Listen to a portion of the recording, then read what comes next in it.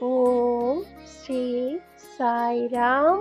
என் அன்பு குழந்தையே, நீ விதைத்த நற்செயல் என்ற விதைகள் மரமாக வளர வேண்டிய நேரம் வந்துவிட்டது. அது கனி கொடுக்கும் காலம் மிக அருகில் உள்ளது. அதை நான் என்னுடன் நீயும் சேர்ந்து ருசிக்க தயாராக இரு. உன்னுடைய குடும்பம் என்றும் சீரும் சிறப்புடன் இந்த சாயின் ஆசீர்வாதத்தால் வாளை போல குலைத்தள்ளி தலை தோங்கும்.